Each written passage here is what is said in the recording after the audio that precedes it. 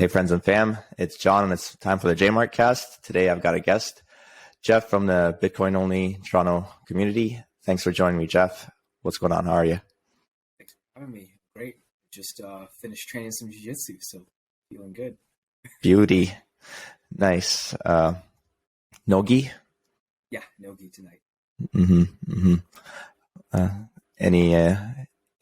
you remember what you guys practiced? Just some basic half guard passing. So it was beginner's class, and I was just helping out some of the new people that just started with walking through the basic techniques. Just got to get the underhook. Got to get the underhook. Flatten them out, get the underhook, crossface, all that kind of stuff. Fun. And then a little bit of rolling at the end. Although I'm not like fully rolling, I am a little bit injured, but just some flow rolling and just work a lot of different positions and have fun, not trying to kill anybody. Yeah, that's what it's all about. It's the best. I forgot to ask, what are you purple belt? Yeah. Purple belt, very nice. Took me a very long time to get that. Was it 10 years? So I've been training since 2014. Yeah, 2014. Okay, 9 years. I got my blue belt in 2015. And then I just got my purple belt like not even a year ago, like 7 months ago. Congrats. That's awesome. Thanks. It's funny how like in jiu-jitsu, the belt system is way different from, at least in my experience, I did like karate growing up. Oh, cool. You've done that too. Yeah. And I think what really drew me towards jiu-jitsu after like kind of trying out both and switching. Well, I started out karate, and then as I got older, one of my karate instructors, he was actually dabbling in MMA, and he would be like, "Hey, come on, kid, let me show you some jiu-jitsu." I'm like, "What is that?" And he's like, "Oh, I can like do this arm bar. I can strangle you with my legs." I'm like, this is some fake stuff right here. And then he actually does it. I'm like, okay, no, this is serious. Yeah. And that's where I first kind of learned about MMA and jiu-jitsu. And he's like, there's this thing called the UFC and people fight. I'm like, this is crazy. And that kind of started off my journey into like exploring, like, hey, let me join a jiu-jitsu gym and see what that's like. It was kind of an awakening similar to Bitcoin in a sense, and especially the whole idea of like proof of work. I was going to bring this up later, but I'm glad we got into it right off the bat. Yeah, I think there's a lot of parallels between the idea of proof of work.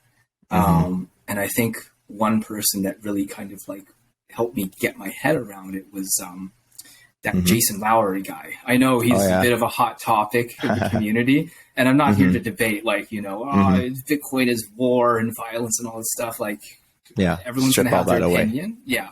But just the basic idea of like what proof of work really means. And I think it's an inescapable truth of like reality, right? Like, if you mine Bitcoin, you are putting energy into it. You're putting electricity into it. You can't fake that. Either you had the electricity or you didn't.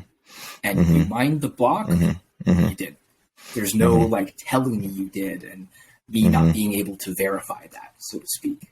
And same thing with jiu-jitsu. It's like my coach says this all the time. It's like, it's the mat of truth, right? Like, I don't care what belt you're wearing. We're going to know what your skill level's at, what you can actually do. Whereas karate growing up, not that I didn't get a lot of benefit from it. There's definitely a lot of things I learned as a kid, especially just like discipline and all that kind of stuff. But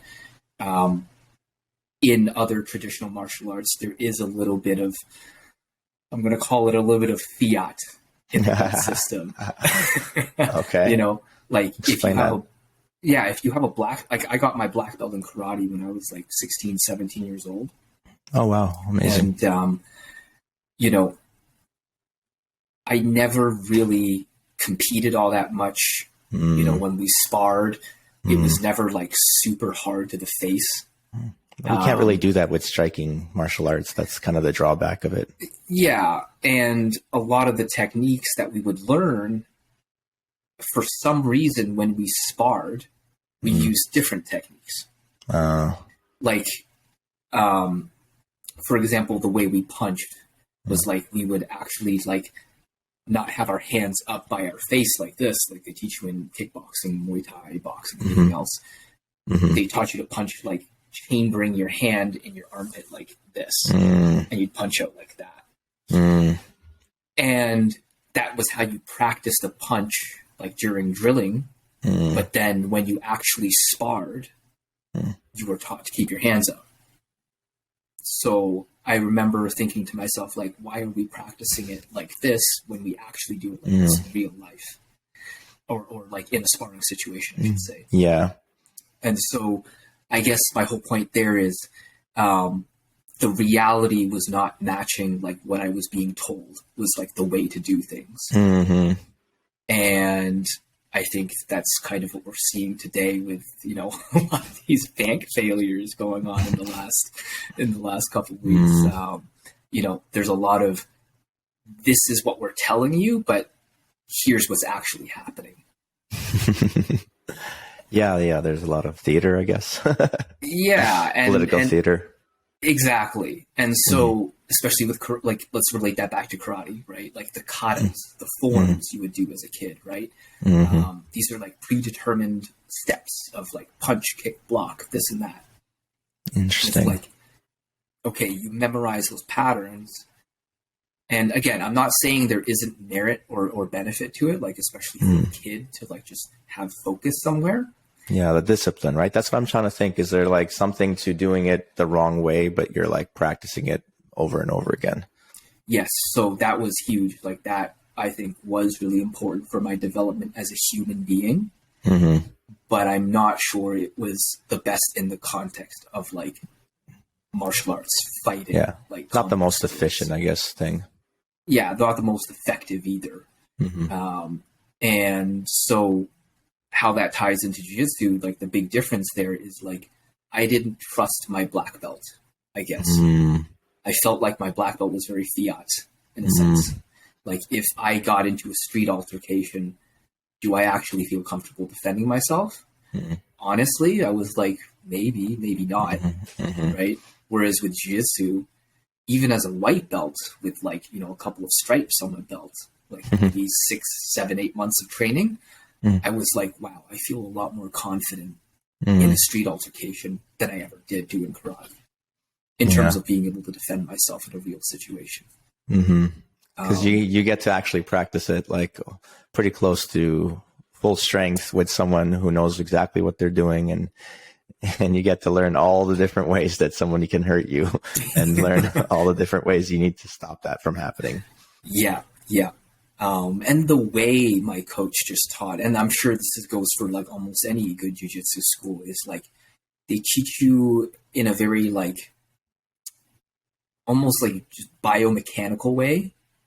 You know, like you grip here, you have to twist him like this, and his body's going to move like that. And if you have your elbow in, he can't take that space away from you. Things like that, very practical. Whereas again, in karate, when they taught us techniques, it was told to us like, well, this is the way it's always been done, and that's why we do it this way. It's like, that's not really a first principles approach to does this work or not.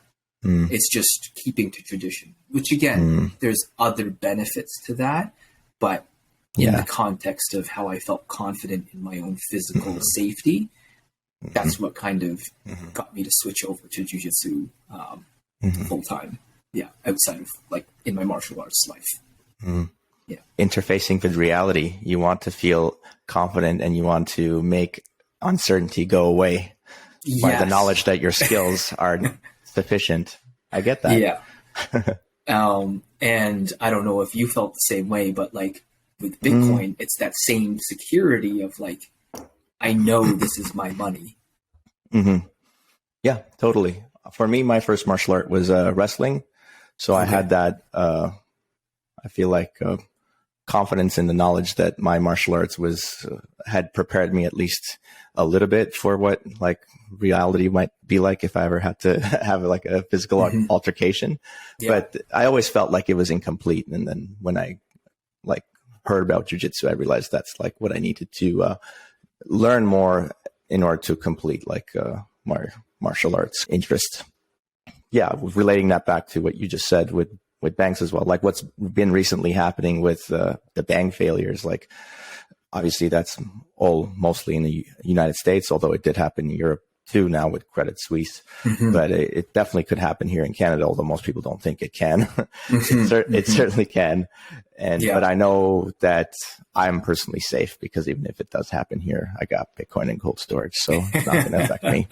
Yeah. I like having that knowledge of security, of certainty, like you said earlier.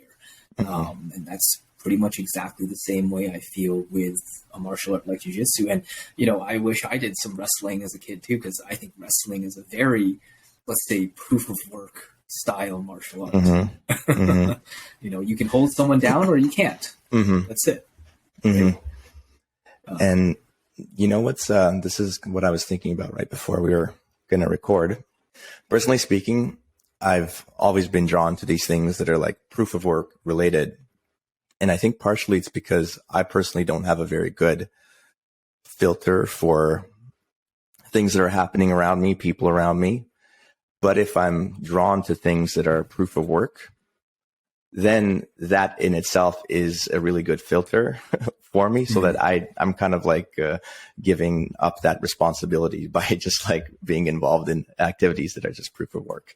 So I don't have to personally like vet out people. It's just like, and this happened to me one time, and I was just thinking about this, an example of this, and it was in high school when I was wrestling mostly, and there's this person who I thought was like really cool, and I was like convinced them I wanted to be their friend. I convinced them to join the wrestling team, and they were cool enough to actually join.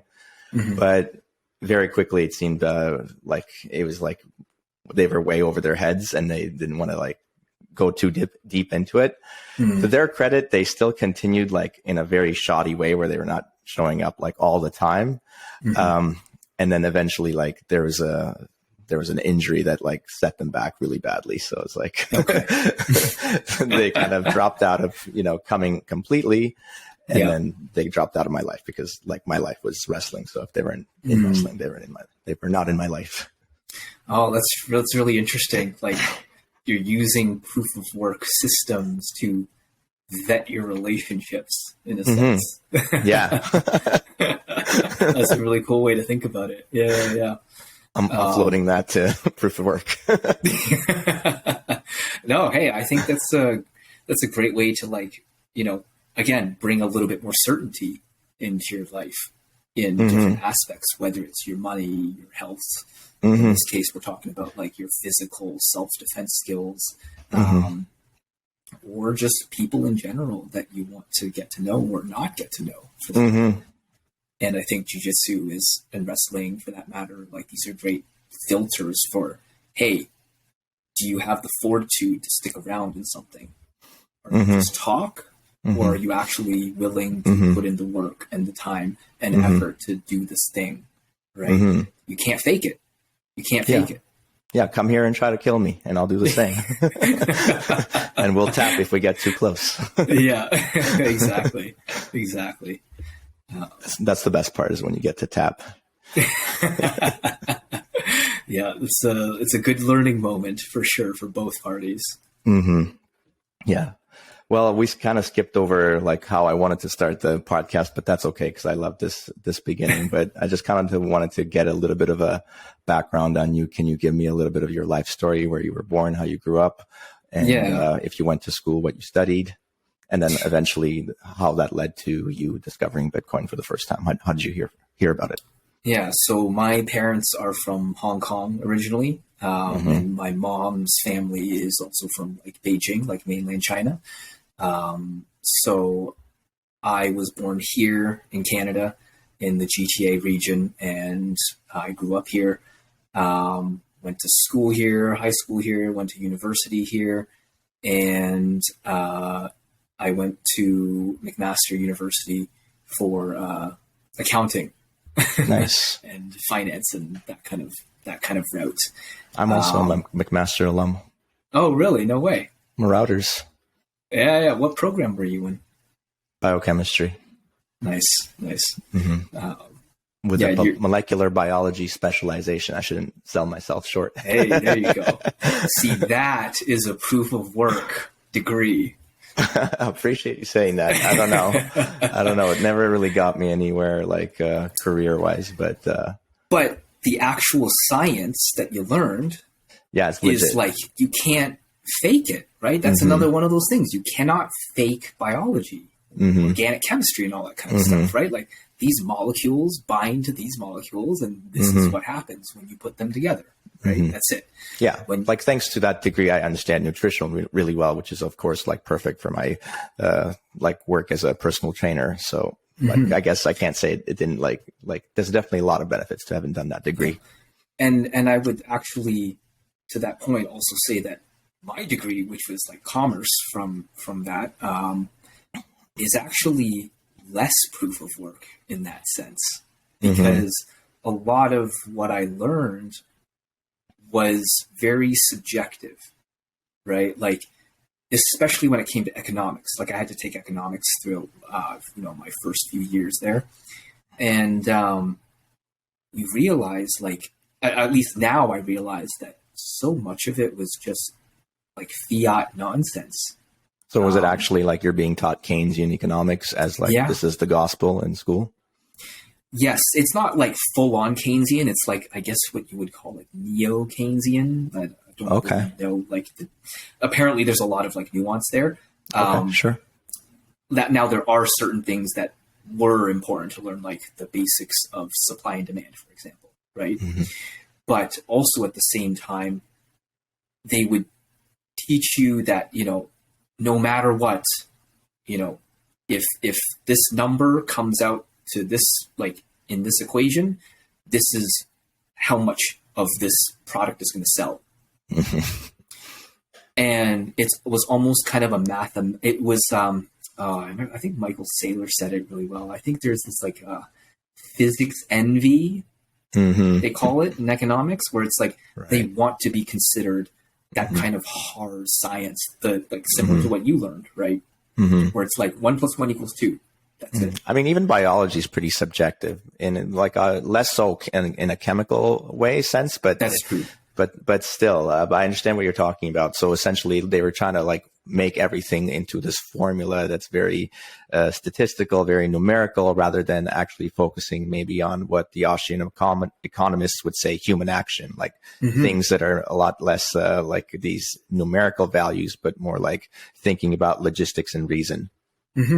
And if you really think about it, it's like, if you look at most schools, economics is classified under social studies or like sociology type umbrellas.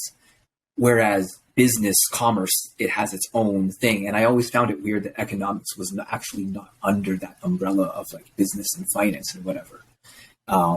And you can definitely sense that physics envy, like in those courses, in the textbooks, how hard they try to make everything formulaic and seem like a lot more important than it actually is, in a sense. And I actually took the Austrian economics course on Saylor's like free online academy, I guess you would call it. Is it SaylorAcademy.org? Yes.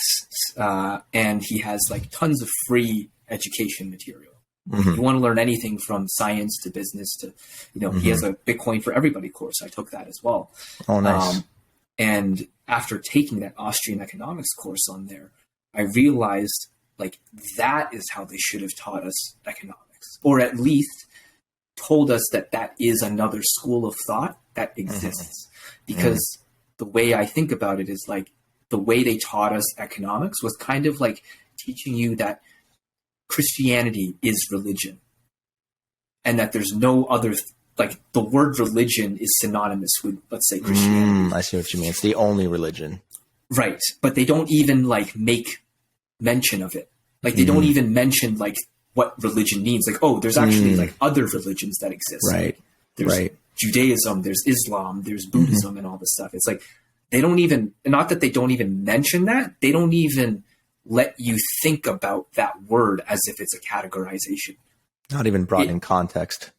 Right. So you're just taught like, this is economics. Like I didn't understand that the Keynesian school of economics was like one way of thinking about economics. No, they just taught you that this is economics. And so the whole idea of like Austrian economics and the whole idea of, like you said, human action and understanding that value is subjective ultimately. I think that was kind of the biggest difference for me, is like in Austrian schools of economic thought, value is totally subjective. Like I might value something completely different from you, which means that the graphs I was taught, the formulas I was taught in school, there's no way that could ever translate to like, well, this apple costs $5, and if you were to lower it to $4 an apple, then this many more people would buy it. It's like, well, you just left out the whole thing. What if I don't like apples? I don't care what price it is. I'm not going to buy it, right? Or maybe it's like the wrong time of year for apples, and like I don't know. There's cyclical, you know, and you're picking the wrong time to do it. There's all sorts of stuff. Yeah, and it just missed out on all these different things that I realize now. Like, man, I wish I just took that Sailor course, because that would have summed up all my economics in one course. Yeah. Sorry, I got off track there. So that from there, I got into accounting, and I worked a summer internship at a hedge fund firm. It was actually a 16-month internship in between my third and fourth year of school. And then after school. What do you do in an internship at a hedge fund? Oh, I was like a glorified bank teller, essentially, for really rich people. Yeah. Like, that's how I would describe it. I was just a bank teller that would do like the basic day-to-day stuff for people, but all my accounts were like really wealthy people. Nice. Okay. And that was an interesting experience, getting exposed to like that level of like the financial world. And I actually like started to like, that's kind of around the time I started like researching more into Bitcoin.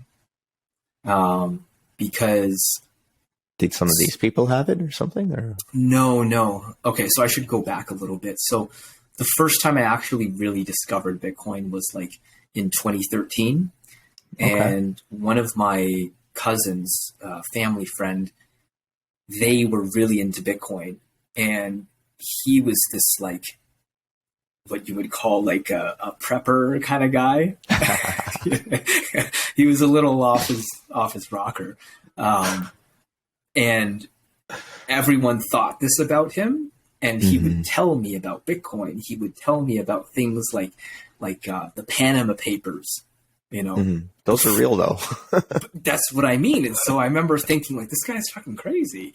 And then like, as he was kind of like being vindicated by these, he's like, oh, these companies, like they're just shell companies and blah, blah, blah. Like you need Bitcoin because the money's fake. I'm like, whoa, like slow down, man. And as I kind of saw how much he was right about certain things, that's what made me like kind of dig into it more. Unfortunately, I didn't buy Bitcoin at that time until like maybe 2015, I want to say. Because you're laughing. Well, because I had no one around me, like friends or family, that like other than this guy that wanted to talk about Bitcoin. I felt very alone. And again, I was in business school. So I thought that, wow, I have a lot of friends that work in the world of like money, right? Like they should kind of understand what I'm saying. And I kind of just got laughed at everywhere I went. And so like, I kind of put Bitcoin on the back burner, but I would still kind of follow it here and there in terms of what's going on with it. And what did you think about it at that time? Were you kind of following the storyline that your crazy friend was telling you, that it's like an alternative to money, or what did you think of it as more of just an investment? What was your mindset about it? A bit of both. So definitely I'm not going to lie, there's definitely a greed component to it. Like I just want to make tons of money. So I was like, oh, let me buy this thing, see if it goes up. Right. But some of the very basic things about it, like for example, the idea that nobody controls it. That was really stark to me because when I was working that internship, I had a fund. They were a Wall Street fund. And they were not letting their clients withdraw their money from the fund, even though it started declining in performance. And I remember like realizing like I was really the gatekeeper to that, like in the sense that like I was the one who processed a trade, like to sell something if someone wanted out of the fund, right?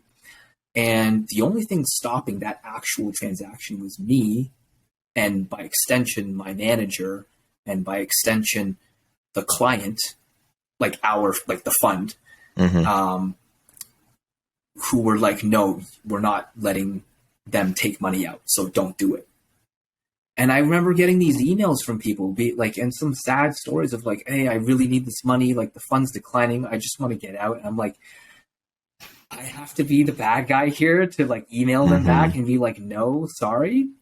And that's where that whole control thing was really stark to me for Bitcoin, where it was like, okay, if these people had Bitcoin, they wouldn't be able to they would be able to take their money out or spend it or do whatever they want with it without my permission. They're trapped in this thing and it's going downhill. And you're not letting them off the boat? Like, what is that about? Trusted third parties, right? They're at some point, they're trusted until they're not trusted. Yeah, exactly. So that was kind of an eye-opening like contrast for me. Interesting that happened and you got to see that firsthand. Yeah, and so that was one thing. And then the other thing was the 21 million supply thing. Yes. The capped supply. Scarcity, true scarcity. Yes. And it was a really hard thing to wrap my head around because, again, what was I taught in school? Inflation's totally normal. Like, it's just something that happens and you just got to deal with it. It's good because it forces people to spend their money and then that helps grow the economy. It stimulates the economy. That's the whole reason why we have all these nice things around us. Think about it. Yeah. If you just print money, there's like more stuff to buy and make and sell. And oh man, like I ate that up because it was just like, that's what was going to get you a good mark, was memorizing that stuff. Right. But like, it's funny because as a kid, when you have like playing cards and stuff, and you have the one that like every kid has, and then you have the one that's super rare that is only like 1 in a million or whatever. And then you never see it except every once in a while, some kid out of town shows up and you're like, holy shit, that's that one that no one has. Like everyone wants that one. That's the super valuable one. Why? Why? And other kids would trade 5 cards of the not so rare card for that rare card. Right. And that made total sense. Like we understand it on an intuitive level, right? But for some reason, it's like kind of beaten out of you in this higher education. Money has to be infinite. It just keeps getting bigger and bigger and bigger and bigger and bigger. Yeah, and there was never any talk about gold. That was never mentioned once. And it's like, isn't that an important part of like history? Like, shouldn't we learn a little bit of history? But no, I guess not. Oh, I sorry. I guess we did learn about the tulip. The tulip bubble. Bitcoin's the next tulip bubble, man.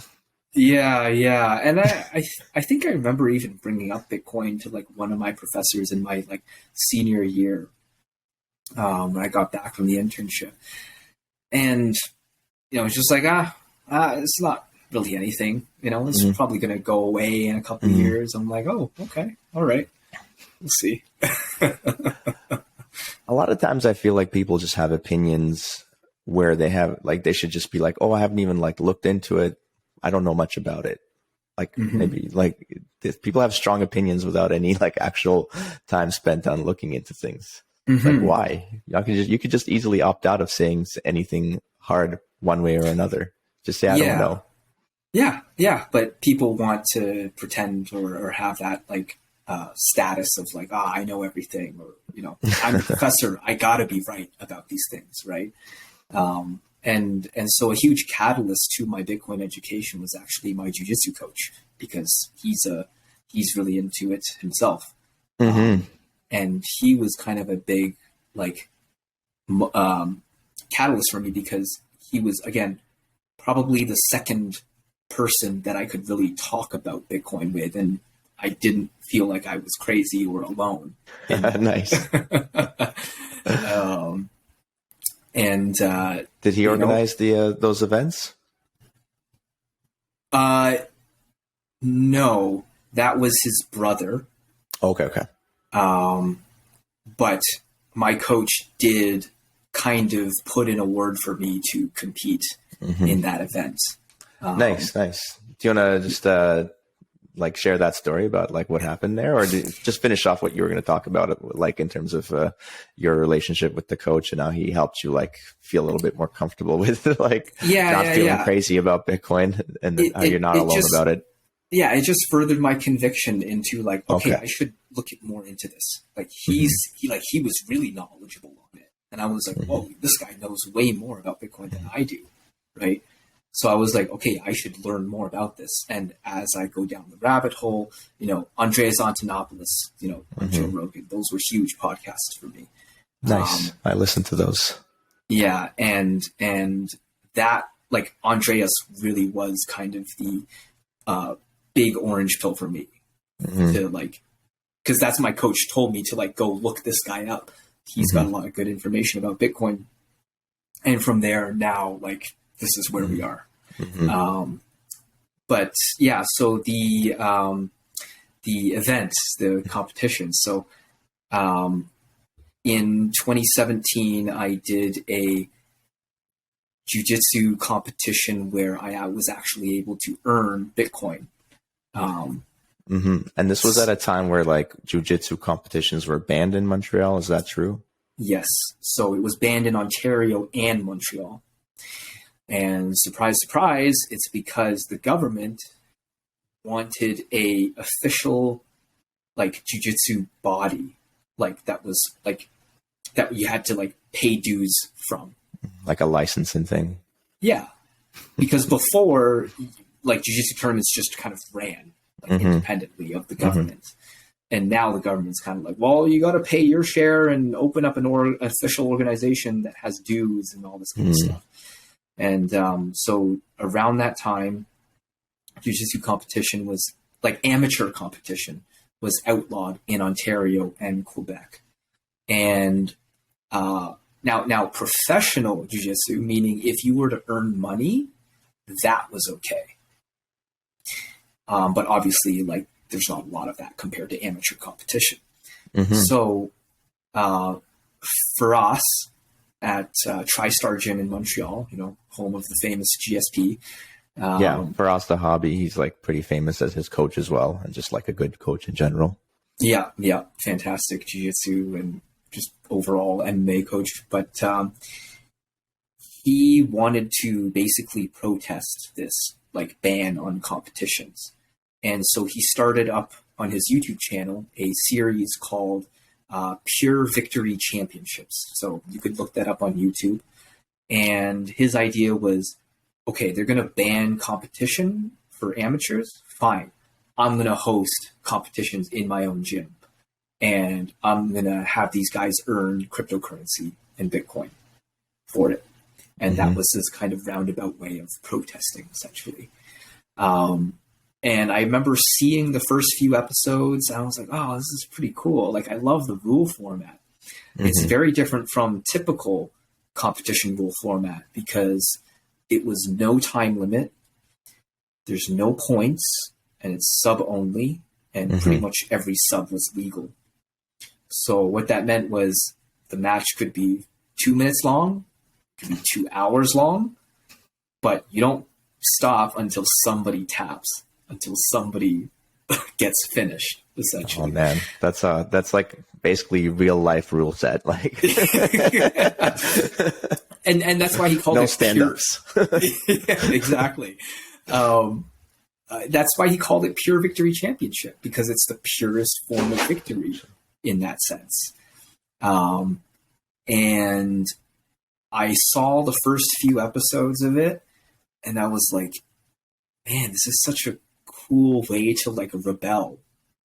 And I was planning to go to Montreal anyway, because I've been there a few times, and I live in the TriStar dorms, and you know, you can just live there or train every day. It's a pretty awesome time. If anyone's listening to this, you can definitely do that. Even if you're a white belt, I went when I was a white belt. It's a really cool experience. And I asked my coach, who is Firas's brother, hey, can you let Firas know that I would be interested in doing Pure Victory? Yeah.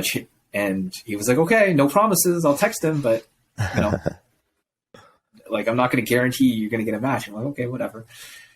I get there my first day, and Firas is like, are you Geoff? I'm like, yeah. My brother says you want to earn some Bitcoin. Yeah. He's like, do you want to compete tonight? Like, sure. Okay, we got a guy for you. He's around your size, around your skill level. You guys will compete tonight after class. Okay. All right. And he's like, now, I'm not guaranteeing that you're going to earn any Bitcoin, and I'm not guaranteeing that I'm going to put your video up on YouTube, because if the match sucks, I'm not putting it up. It's got to be exciting. Proof of work. Okay. Yeah, exactly. So I was like, oh, okay. All right, let's do it. And then that night, after like the normal class, he had us in the cage of his gym, and he had a GoPro, and he just had us compete. Like, in that rule set, it was very simple. All subs are allowed. There's no time limit. You go until somebody taps. That's it. Sorry, quick little story about how, like, right before that match. Mm-hmm. So, I don't know if you know Ethan Krellinston. No, I'm not familiar. So he's currently one of the gym owners at B Team. Okay. With Craig Jones, and he's like competes at the highest level black belt. Like he was at ADCC this year, or last year, and I was rolling with him right before like my match. Really? And because he called me, he was like, "Hey, let's roll." I'm like, "Okay." Don't I need to save my strength for this thing coming up? Yeah. But like, he was a brown belt at the time. I'm like a blue belt. I'm like, oh, I'm not going to refuse him. Like, that's disrespectful. And we're rolling. And then Firas sees us rolling. And Firas is like, hey, what are you doing? He's like, stop. He's like, I was like, oh, I'm sorry. And then he's like, Ethan, it's like, what are you doing? Like, he's about to compete. And he's like, oh, sorry. Like, I didn't know. And then Firas is like, come. It's like, sit down here. He's like, sit down beside him. And he's like, Geoff, in all my years of professional fighting and coaching professional fighters, I've never seen a fighter get into a fight before his fight. It's absolutely absurd. Stop it. I'm like, okay, dude. Okay. Just makes he's got a point there, man. Hey, he's totally correct on that. And he's such a he's a really funny guy. Like his YouTube channel is great, and he does a lot of like breakdown analysis. But if you get to know him as a person, he's like one of the funniest people around.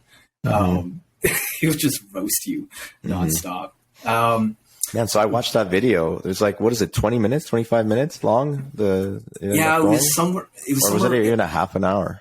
No, it was like somewhere between 15 and 20 minutes. Because I remember he would say somewhere like, "Oh, we're reaching the 15-minute mark now." 20 minutes nonstop, and it was action all the way through. You're a beast.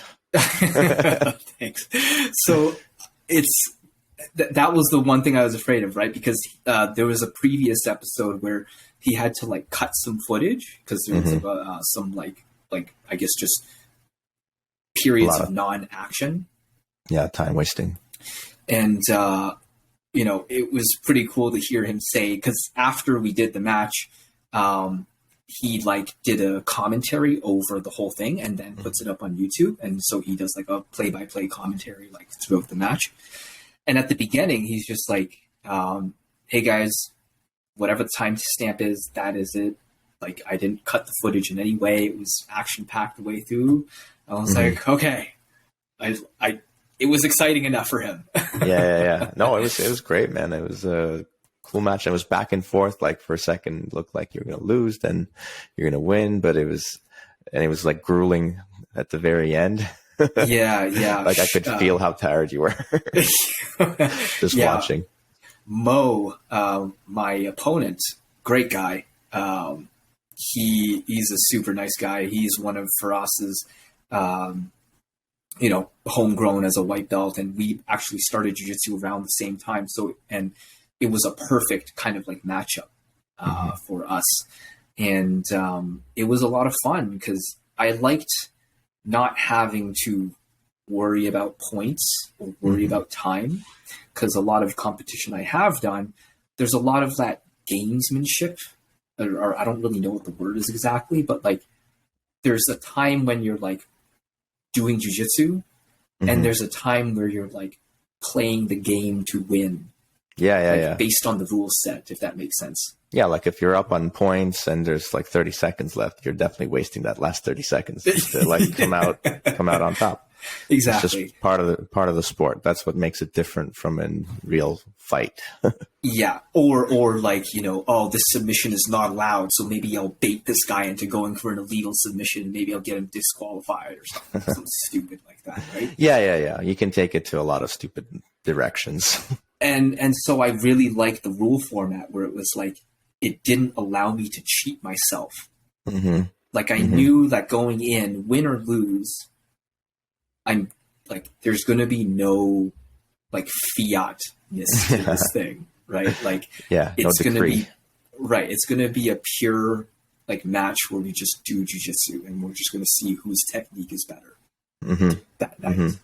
And endurance. I mean, there's like a lot of factors. Yeah. You know what I mean though. Yeah. So that was a really fun moment for me because there was kind of like three things involved, which was number one, I got to earn Bitcoin. Like, how cool is that? Like, I don't think the first Bitcoin you ever earned? No, but it was the first Bitcoin I got without paying fiat for it. Like I worked for that. So yeah.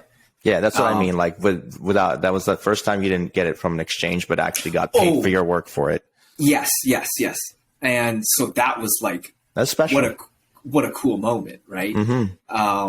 And secondly, it was combined with my love of like something that I really enjoy doing, jiu-jitsu. Right. Yeah. Your two worlds were colliding. Yeah. And the last piece of this was the fact that I'm protesting the government right now. Like, this is the most, I was thinking about this the other day. I was like, it was the most violent, non-violent protest I've ever been a part of. It's so poetic. I love it. And so like those three things combined, like I got to earn in Bitcoin, I got to combine it with my passion of jiu-jitsu, and I got to stick it to the government at the same time in a time where competing was illegal. That's amazing. Like, that's like the pinnacle of like, I don't know, meaning. For those 15 minutes. Yeah. You can die happy from there. So I don't think he does that series anymore, but man, I think he should have kept that going because it was such a cool thing to like let people, earn Bitcoin. And now, to be fair, I did also earn shit coins in that. I got like $100 worth of Bitcoin at the time, $100 of Dash, and $100 of this other crypto, like whatever. It doesn't matter. Yeah. Whatever. What did you do? Did you exchange and get Bitcoin for them? You know what? I still have it. I should do that though. Yeah, that's a good point. That's a good reminder. Probably there's no liquidity even for like $100 worth of shit. Yeah. Anyway, we'll see if I can do anything with that. But the cool thing too was he put up both competitors. So myself and my opponent, Mo, he put both of our Bitcoin addresses on the YouTube description link.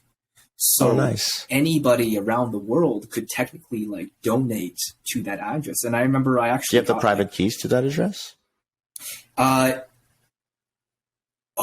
been you know what? I haven't checked in a long time. I have to dig for that. But I remember like looking at it like a couple months after, and I had gotten like at the time like $50 worth of donations. Nice. So that was like really cool to know like, oh, maybe it's just someone who really appreciates jiu-jitsu, you know, halfway across the world and just wanted to donate like $5 or something. Right. Borderless payment, man. Right. Like it was such a, like to see Bitcoin in action, that was really proof to me that like, you know, there are use cases for this, as trivial as it might seem, like for just some YouTube video. Right. But to me, it's huge that if it's someone in the Middle East that wanted to donate $5, think about if someone from that part of the world wanted to donate $5. They would not be able to. No, the bank fees to do that would be way higher than $5. Astronomical. It would take months to do that, or weeks at least. Like the amount of KYC and government controls, and you're going to get questioned. Why are you sending money halfway across the world? Why, like you got to exchange it into a foreign currency. Like it would be impossible to do. So here was a clear, like boost in my conviction of the use cases of Bitcoin. So yeah, all in all, it was like a really like enriching experience in terms of like, you know, not just for jiu-jitsu, but like my conviction in Bitcoin as well. Yeah. Was there like any of the other shitcoins like addresses that people donated it to, that, or did people only donate to the Bitcoin one? I think he put up our other addresses for the shitcoins as well, but I don't think I even checked those. Maybe there's money in there. But this is a good reminder that I actually should go back and take a look at those and see if there's anything there. But also, I think it was sponsored by Bitcoin.com, which I think is Roger Ver. Oh, okay. So he's not a good person in Bitcoin. At the time, I think this was around the block size wars. So I think this is before Roger Ver became a shitcoiner. And I know for a fact that Roger is a huge jiu-jitsu fan. Right. He is a brown belt, I believe. And there's actually, I remember seeing on Instagram or somewhere, he had gotten a bunch of the high level guys from TriStar to like wherever he was in like somewhere south, like in the Caribbean or like Antigua or something like that. And they were just like rolling together. So I know he was like he was in, like, that's why he probably was one of the sponsors for those videos. Yeah. He's connected with like the higher inner circle echelon of like jiu-jitsu people. I know he sponsors Gordon Ryan. I've seen Bitcoin Cash on his like shorts or whatever he wears.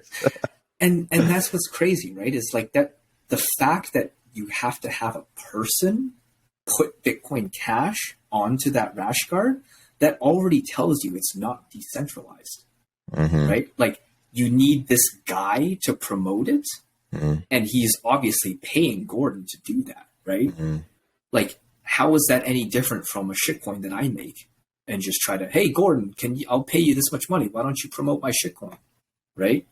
With Bitcoin, there is no one person that would like advocate for that. You know what I mean? No one's going to pay Gordon to promote Bitcoin unless they were in it for like literally for like the network itself, right? There would be no personal gain in the sense of like, I'm going to make like, you know, I'm going to promote my shitcoin or whatever, because it's not owned by anybody, right? Yeah. That's the one main difference basically between any Bitcoin and between any coin other than Bitcoin is that all the other ones have marketing teams, and Bitcoin's just there existing, making new blocks every 10 minutes. And people are learning about it one by one by just like through these conversations or just like basically doing research on the internet. But, there's no marketing other than just us regular people talking about it. There's no $1 million budgets for anything. We're doing the marketing right now, right? But it's decentralized to everybody. And we're just doing marketing by talking about what our experiences are, like how it's changed our lives towards like in a direction that we're happy with. Yep. And it's voluntary, right? Like no one's making you do this right now. No one's making me do this right now. This is a completely voluntary exchange between us to have this conversation right now and promote Bitcoin, right? In this way. Yeah.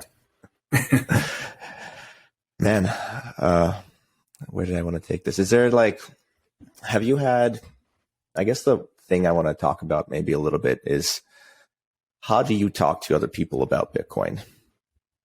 What's like been your strategy? What have you like failed with? Because I'm sure you failed a lot because everybody fails at talking about Bitcoin in a way that's like appealing to other people.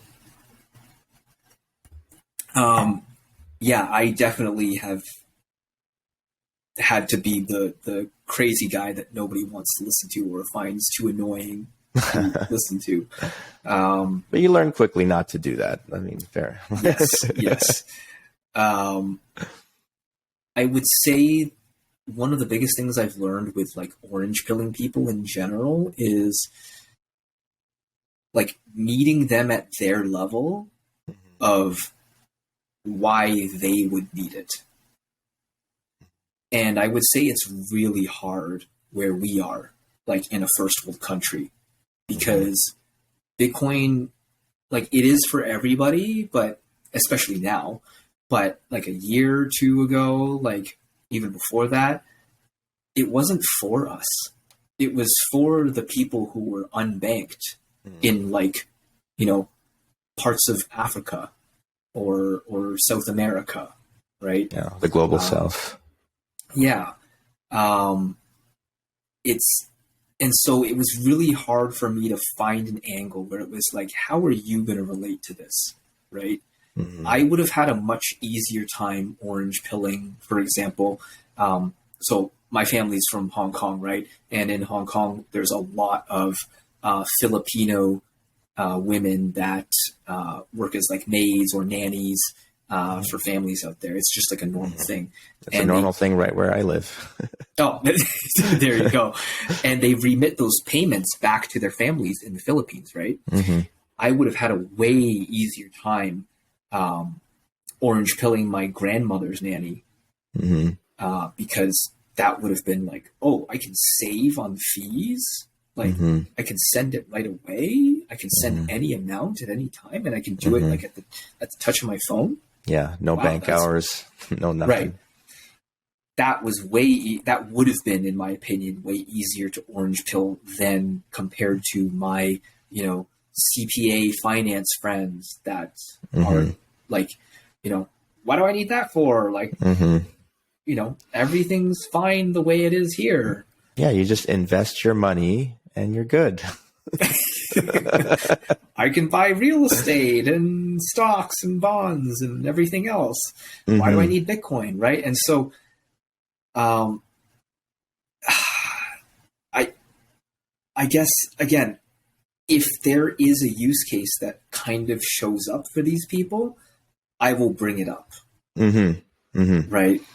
I think that's a really smart, thing to just meet them at their level and no more than is necessary, right? Like, if someone's in it for number go up, I will try to cater to that. Right? Like, hey, look at these metrics that show that Bitcoin has been going up, best performing asset in the last 10 years. Right. First asset to, like, I forget what the number was, $1 trillion of value in like a really short amount of time. It was the fastest to reach, 1 trillion faster than Google or Apple. Yes. It did not stay there. Right. With no CEO, right? Just on its own, just a decentralized software network, right? So I'll bring that kind of thing up, and then people who are like into number go up. It's like, oh, okay, let me look into this more, right? I have another friend who was, very anti-statist. He was very like anarcho-capitalistic, and he was really into gold. And I was just like, well, these are the ways that Bitcoin is very anti-statist and is very like, it's freedom technology, and it's better than gold in these ways, right? And then suddenly I lent him The Internet of Money book by Andreas Antonopoulos. And he was like, okay, this makes a lot of sense. Like, let me start buying some Bitcoin now. Is that book like a technical book or a description book? It's a bit of both. Like, it is, I would say it is good as a introductory book, like for someone who has zero idea about Bitcoin. Although that was kind of the only one that was available at the time when I got it.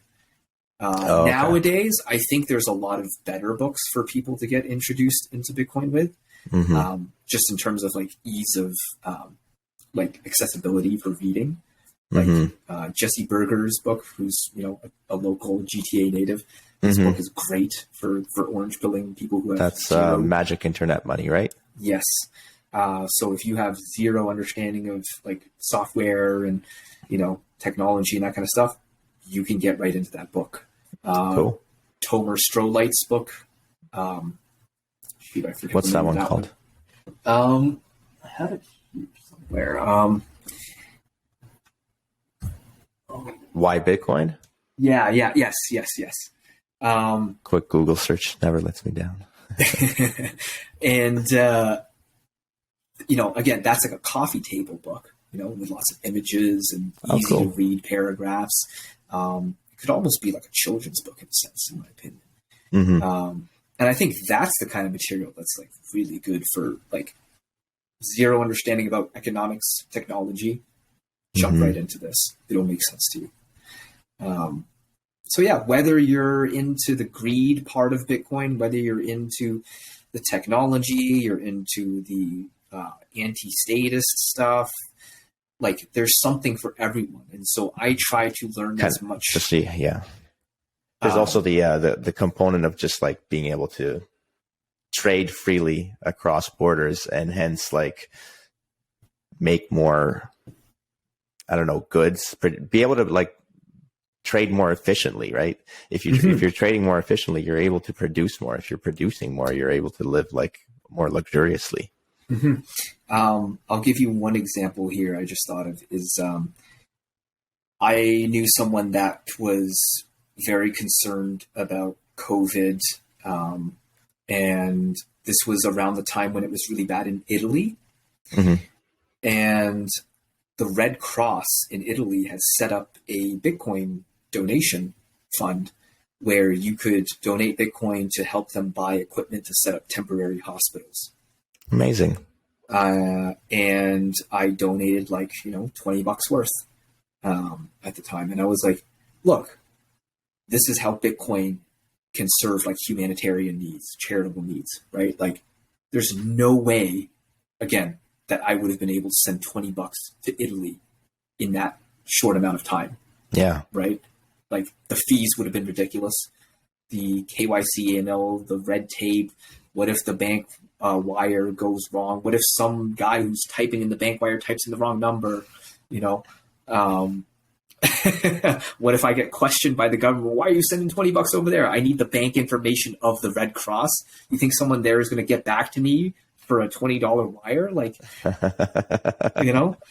it just wouldn't happen. But with the power of Bitcoin, I could literally just within a minute,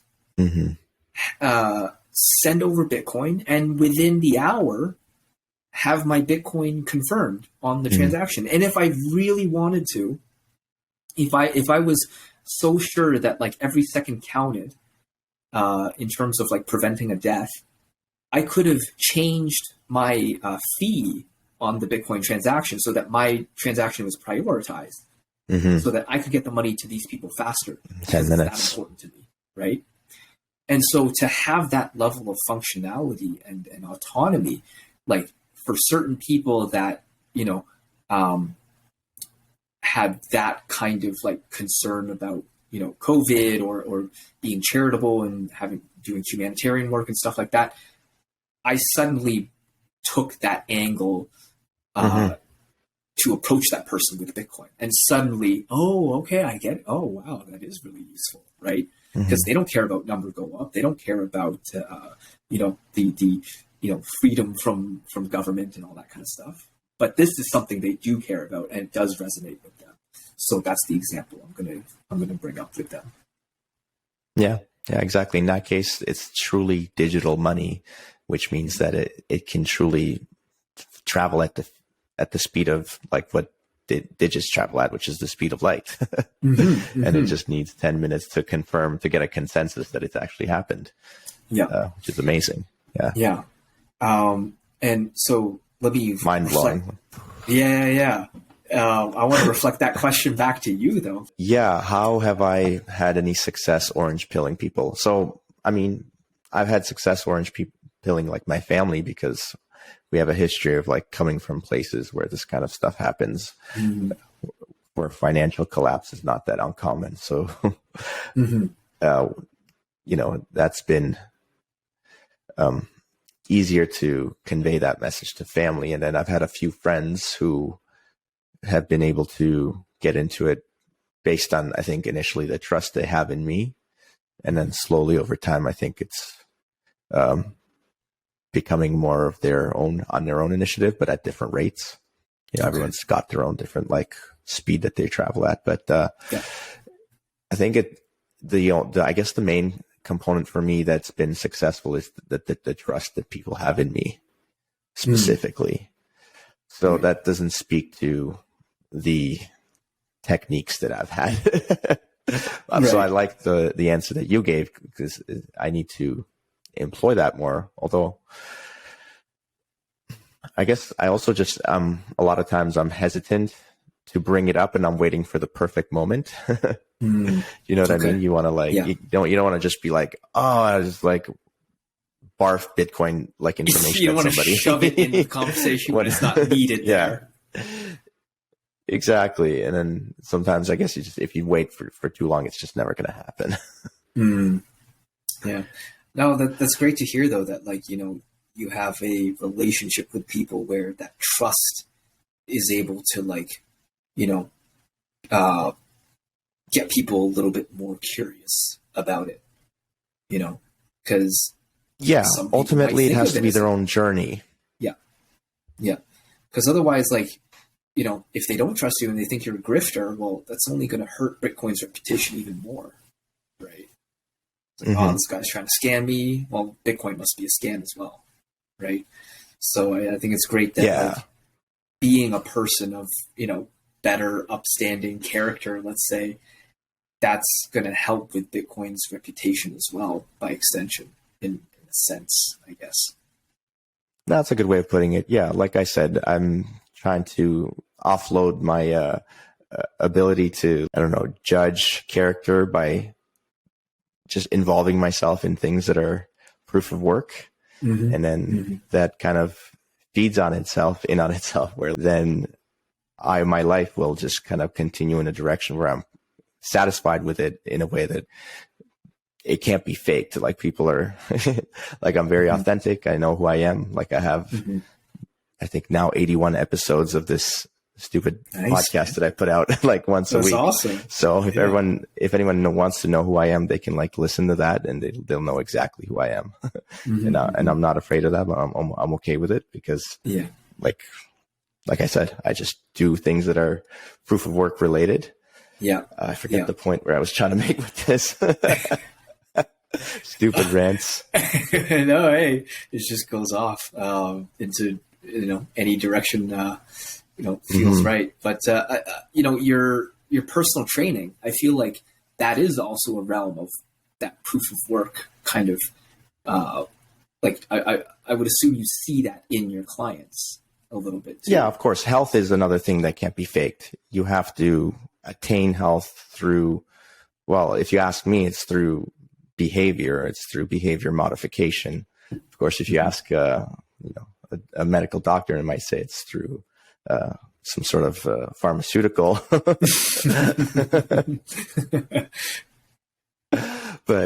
But yeah, health, again, like with the martial arts, with Bitcoin, health is just like on that same level. If you're thinking about it all the time, if you're like changing your behavior in a way where you're trying to attain health, then you have to actually do it, because if you don't, you're never going to actually get there. Yeah. Yeah. That's a great way to, just involve yourself more in that realm of like, letting these proof of work lifestyle mechanisms just guide you along the right path of like, what's the right thing to do? What's the right thing to focus on? Right. Especially in a time now where there's so much distraction. If we're talking about health, like junk food, pills, get a 6-pack in 5 days type stuff, Yeah. Get your splits in like 2 weeks. And I see this firsthand too, because a lot of my family, my dad's a family doctor, and I have these discussions with him about like how fiat our healthcare is. And when I bring up things like, for example, type 2 diabetes, right? That is something you can absolutely cure through healthy diet and exercise, right? But when my dad is in his practice, he will not go down that route normally. It will actually be a route of, here's some insulin to fix your problem. And it's like, well, type 2 diabetes is a disease of too much insulin. Why is the treatment to give them more insulin? And like, I genuinely... Deep question. That's a deep question. And my dad's like, well, like, and if I'm sure you know a little bit about this, but like, it's because you get more insulin resistant. That's why you need even more insulin, right? But yeah, that's like the whole printing money thing. It's like, oh, well, you need to print money. It's like, well, it's only going to make you print even more money, right? And where does that end, right? And when I kind of chronic health issues, that's where it ends. Yeah, and until you get so resistant that you're just going to die, essentially, was his answer to me. And I'm like, okay, you know this. Like, I went down that line of questioning because I'm trying to dig out whether you do know this or not. And it's like, okay, he's a doctor. Of course he knows that. But why is it then in practice he still does that? And I remember he finally told me one day, he's just like, well, people are lazy. And like, you can preach diet and exercise all you want, but if they won't do it, I have to do something that shows some kind of result. Insulin is the last resort. So I can like sympathize with like, because I think nowadays, especially in this kind of climate of like people want to blame the other side for like the world's ills, there's going to be people that say, the system, the healthcare system and the pharmaceutical companies, they're making us all sick. And on their side of it, they're saying, no, it's the people that don't know how to like be healthy. And so I actually think the answer is, like most things in life, nuanced and somewhere in the middle. Yes, I do believe that the pharmaceutical companies and the system of healthcare that we have does influence people to take a maybe suboptimal route towards health. And yes, there are insulin companies that want to make money by selling insulin. So what do you think doctors are going to push, right? At the same time, you can't place all the blame on that side of the equation, because I also think that there's people, like patients, that don't take enough personal accountability and responsibility for their own health in terms of like, hey, you don't have to take that insulin. yes, the company does want to sell you insulin. Yes, the doctor might be pushing it on you a little bit, but ultimately you can say no. And you can say, you know what, I'm going to choose to stop eating the sugar. I'm going to choose to stop drinking the soda. I'm going to choose to like exercise and move my body and deal with this problem myself, right? So the only thing I'd say back to that, though, is we live in a little bit of a system where you're set up to fail because, first of all, most people don't have the education to know that, like, what you're saying is the right way to go about it.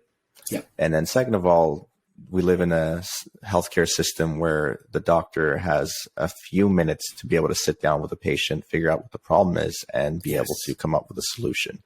Yeah. In order to have an actual impactful conversation with somebody where you're trying to encourage them to make behavior changes that are going to be like complete like 180s into their lifestyle, that's going to take a lot more than 5 to 10 minutes. Absolutely. Absolutely. Like I experienced that myself. Like that's what makes me really frustrated with our current healthcare system, you know, in Canada here. Like, I recently got blood work done in a few weeks ago. And when I called my family doctor is not my dad, but it's another family friend. And when she sees me or she has a phone conversation with me, they are so short and they do not nearly get into the level of depth that I need to like really come up with a good plan of how to like sort these things out. Right. Like my recent blood work showed that, you know, my vitamin B12 levels are just a little bit low.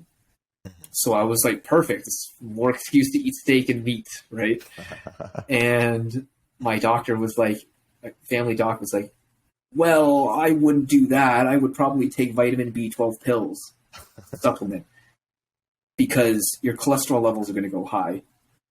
I'm like, well, cholesterol is also a tricky subject because you have HDL, you have LDL, and I know LDL is the quote unquote bad it's cholesterol, not bad. but it's not bad. It's not bad. It's and like again, you know this. It's very. I've done like 4 podcasts on it, man.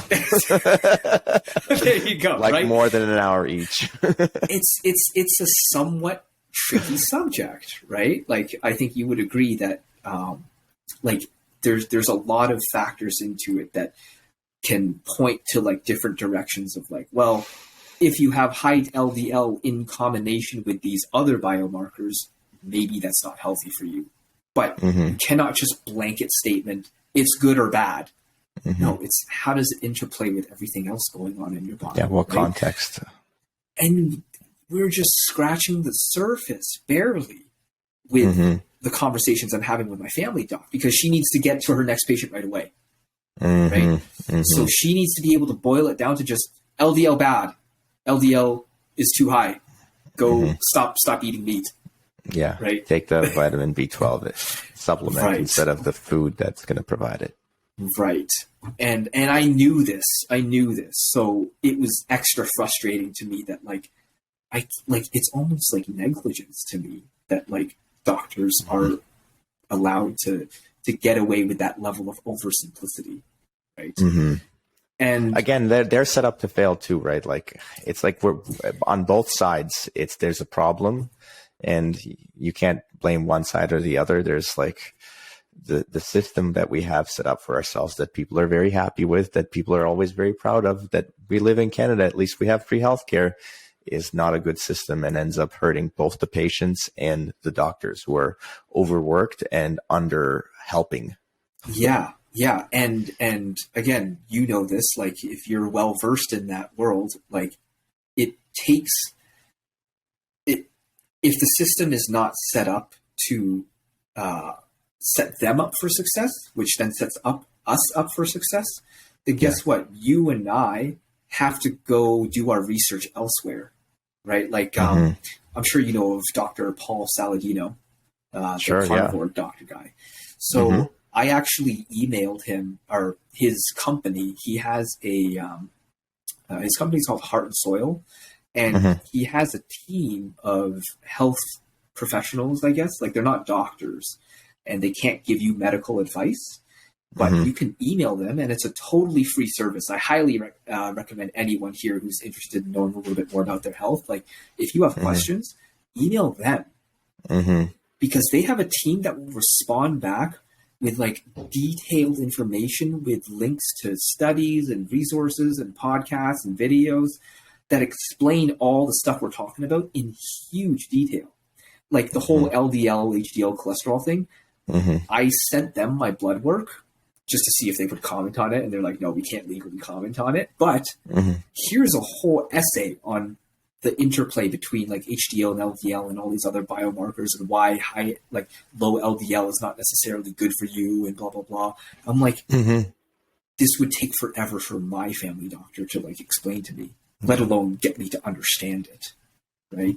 Yeah. Something not talked about very much is how LDL is involved in immunity. So when you lower your LDL, you might actually lose your ability to fight infection. Right. Right. See, I didn't even know that. So thank you for sharing that. But the responsibility has been put so much on you and I to know that kind of thing. And I don't expect the average person to go out of their way to learn that stuff. They're supposed to be able to rely on their doctor to be able to make this stuff palatable to them. Right?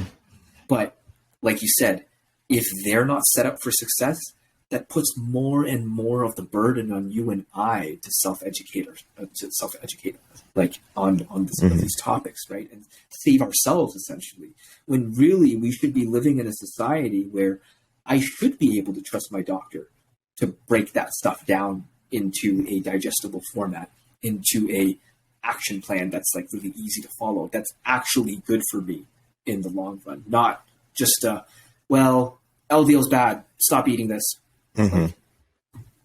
So that's where, again, and because I guess I'm a little bit biased, I have family that are in the medical field.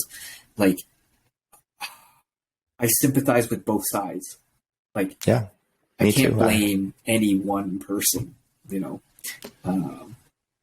I have these conversations with my wife all the time where we're talking about how messed up the system is, and it because of the system, it sets up both sides to fail, both the doctors and the patients. And like you said, it forces the responsibility onto the patient. If you want to be healthy, you have to take that on as a responsibility to find out what you have to do so that you don't actually rely on the healthcare system or the hospitals. Hospitals are some of the worst places to be if you're unhealthy, if you're not healthy. And it's kind of, to take it back to Bitcoin, this is like, Bitcoin also forces you to take on responsibility for your financial health. You know, like there's your physical health and there's your financial health. And if you're not paying attention and you're just listening to what the system is telling you on the financial side, you'll end up poor, not be able to save up money for anything, and end up taking on loans to, you know, either buy a house or start a business or something, and end up on the hook for a lifetime of payments. There's a great parallel to Bitcoin here, because in a fiat economy as we've lived in since the 1970s, you know, I wasn't even alive back then.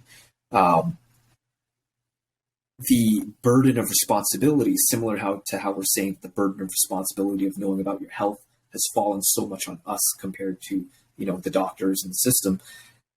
The responsibility, the burden of responsibility on your finances has also been really shifted towards the citizens, in the sense that before, you know, we got off the gold standard, a plumber, a high school teacher, you know, these people could depend on, if I just work my job and I get paid and I save my money in gold, I know that my family and my future is secure, right? Yeah. Now that we live in this fiat world, and I know this because I was, you know, taught this from a very young age, like, oh, you got to learn how to like manage your finances. And by manage, I mean like when you get paid, like even from a high school job or something, that money cannot stay cash. That's got to go into something right away. Right. And so now you're offloading that responsibility again onto the citizen. So that plumber who 60 years ago could have just saved in gold, let's say, or whatever, like if we didn't live in a fiat society, like whatever the form of hard asset is, they could just put that away and not worry about it. Now, if you're a plumber, you also have to get a second job as a financial advisor and learn about investing. Because now if you don't, your cash is going to erode away. Mm-hmm. And now you're forced to take on a second job, which, by the way, like tons of people go to school to become a day trader, to become a financial advisor in some capacity. That's like a full-time job in itself, right? And you're just offloading more of that responsibility on people, and they're worse off for it because it wasn't their job in the first place to deal with that kind of stuff. Yeah, no, we already said, like, you can't save in order for your money to maintain its purchasing power. You have to invest. But what if you make the wrong investment? What if you buy some government bonds because you think they're risk-free, and all of a sudden the interest rate goes up and you lose all that value? You're being forced to take risks. Mm-hmm. You're being forced to gamble. You can't save anymore. What kind of society is that when you've encouraged the most prudent of citizens to gamble their money away by buying GameStop?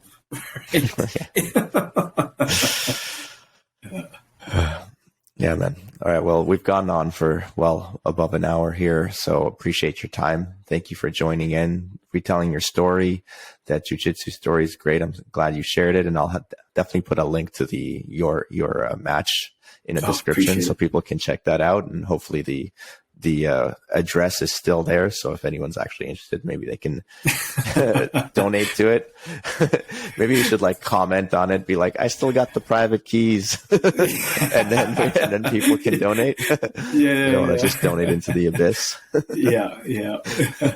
Oh, I mean, hey, either way, you're helping out the network. Yeah, exactly. Good point. Yeah. Thanks again, brother. Hey, thanks for having me, JMART.